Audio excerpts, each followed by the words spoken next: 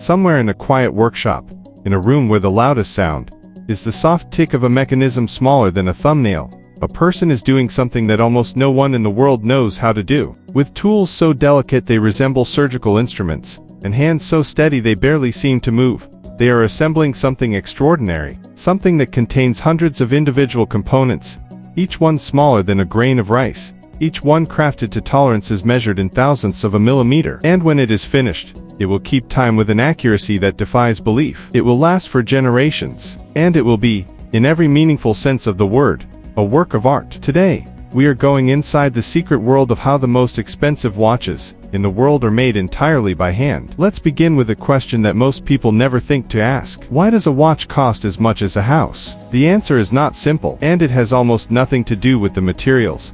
Although those materials are extraordinary, it has to do with time, with skill, with a tradition of craftsmanship, so deep and so demanding that it takes a human being years, sometimes an entire decade, just to learn the basics. And it has to do with the fact that inside every extraordinary timepiece is a world of almost incomprehensible complexity, a mechanical universe of gears and springs and levers and jewels, all working together in perfect harmony, all assembled by hand, all regulated to a precision that pushes the limits of what human fingers are capable of. Let's start at the very beginning, with the design. Before a single component is made, before a single gear is cut, the design of an exceptional watch goes through a process that can take years. Watchmakers and designers work together to create something that must achieve two things simultaneously. It must be mechanically perfect, and it must be visually extraordinary, because a truly great watch is not just a timekeeping instrument. It is an object of beauty, something that rewards examination, something that reveals new details the longer you look at it. The dial, the face of the watch, is designed with extraordinary care. Every line, every numeral, every index marker is positioned with mathematical precision. The depth of the dial, the subtle three-dimensional layering of its different elements, is considered from every angle. How will it look in morning light? How will the hands cast shadows across the surface at different times of day? What happens to the color when light hits it from different directions? These are not afterthoughts. They are fundamental design questions that shape every decision made about the watch's appearance. And beneath the dial, in the movement that powers the watch, the design is equally meticulous, because in the finest watches, the movement is not hidden, it is celebrated. The back of the case is made from sapphire crystal, perfectly transparent, so that the owner can see the entire mechanical heart of the watch working. Every component of that movement is finished by hand to a standard of beauty that serves absolutely no mechanical purpose. It exists purely because the people who make these watches believe that everything, even the parts that are rarely seen, should be perfect. Now let's talk about the components, because the sheer number of individual parts inside a fine mechanical watch is staggering. A complicated mechanical watch can contain anywhere from 200 to over 1,000 individual components. Each one, every single gear, every spring, every lever, every jewel, must be made to exact specifications. The tolerances involved are almost impossible to comprehend. We are talking about components measured in microns, thousandths of a millimeter. A human hair is approximately 70 microns wide. Many of the components inside a fine watch are smaller than that, and each one must fit together with every other component with perfect precision, because in a mechanical watch, everything is connected. A deviation of a few microns in a single component can affect the accuracy of the entire system. The mainspring, the coiled strip of metal that stores the energy powering the watch, is one of the most critical components. It must be made from a specific alloy that provides exactly the right combination of strength, flexibility, and resistance to temperature change. It must be coiled with precise tension, enough to power the watch reliably for days, but not so much that it stresses the other components of the movement. And it must be finished to a surface quality, so smooth that friction is reduced to an absolute minimum, because in a mechanical watch, every fraction of energy lost to friction is energy that cannot be used to drive the hands. The escapement is perhaps the most extraordinary component in all of watchmaking. It is the mechanism that controls the release of energy from the mainspring, the device that creates the characteristic tick of a mechanical watch. And it operates at a speed and precision that is genuinely mind-bending. In a typical mechanical watch, the escapement releases energy in controlled impulses approximately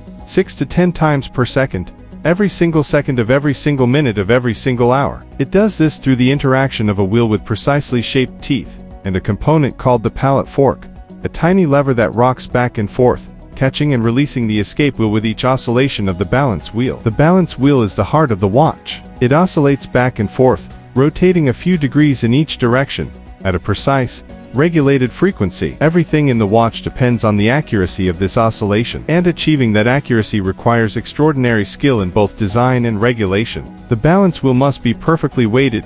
Any imbalance, no matter how small, will cause the watch to run at different rates in different positions. It must be perfectly adjusted for temperature, because metal expands and contracts with heat and cold, and that expansion and contraction affects the rate of oscillation. And it must be regulated, fine-tuned by a master watchmaker, to within a few seconds per day. In the finest watches, regulation is achieved to within a second or two per day, every single day, year after year. Now let's talk about the finishing, because this is where the true artistry of fine watchmaking becomes most visible. Every component of a fine watch movement is finished by hand to a standard that goes far beyond what is mechanically necessary. The surfaces of the movement plates are decorated using techniques that have been developed and refined over centuries. Cotes de Geneve, a pattern of parallel lines applied by hand using a rotating wheel, creates a beautiful striped texture that catches the light in a constantly changing display as the movement is tilted. Perlage, tiny overlapping circles applied by hand one at a time,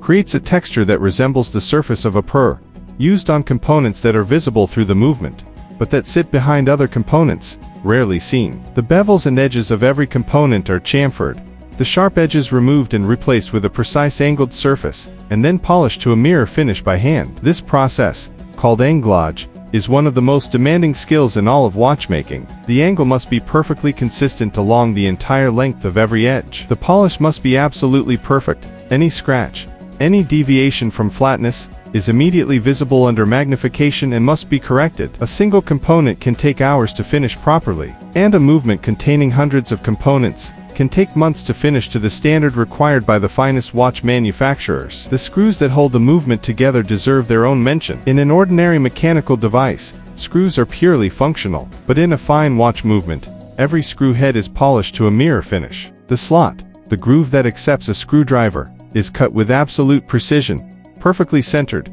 perfectly clean, and when the movement is assembled, every screw is turned to exactly the right angle, so that all the slots are aligned in the same direction. This serves no mechanical purpose whatsoever. It exists purely because the people who make these watches believe that perfection, once started, must be pursued completely. Now let's talk about assembly, the moment when all of these extraordinary individual components come together. A master watchmaker assembling a fine movement works in conditions of extraordinary cleanliness. A single speck of dust, invisible to the naked eye, landing in the wrong place inside a movement can cause it to stop or run inaccurately. The workspace is kept immaculate. The air is filtered. The watchmaker works under magnification, using a loupe, a small magnifying glass held against the eye, that allows them to see the components in extraordinary detail. Their tools are made to the same standard of precision as the components they are handling. Tweezers with tips ground to points finer than a needle. Screwdrivers with blades measured in fractions of a millimeter. Everything made specifically for this work. Everything kept in perfect condition. The assembly process itself is one of the most demanding physical and mental tasks imaginable. The watchmaker must maintain perfect concentration for hours at a time. A single slip,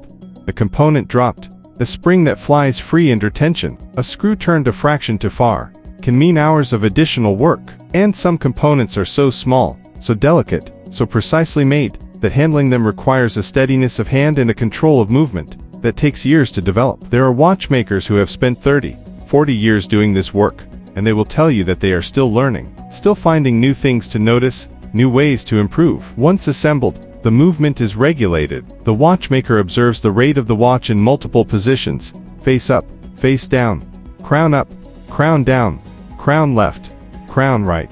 Because gravity affects the rate of oscillation differently depending on the orientation of the balance wheel, they make tiny adjustments, moving small weights on the balance wheel by fractions of a millimeter, until the rate is consistent across all positions. This process can take days, and it is done entirely by observation and judgment, by a human being who has spent years developing the skill to see and correct variations that most instruments cannot even detect. And then the watch is tested. 4 days, 4 weeks, sometimes for months. It is worn, set aside, exposed to temperature changes, subjected to magnetic fields, checked and rechecked against time standards of extraordinary accuracy. Only when it meets every standard, only when it has proven itself, does it leave the workshop, and when it does, carries something with it that no amount of money can fully account for. Carries the hours, the thousands of hours, of human skill and attention and care that went into its creation. Carries the knowledge of techniques developed over centuries, passed from master to apprentice across generations. It carries the particular vision of beauty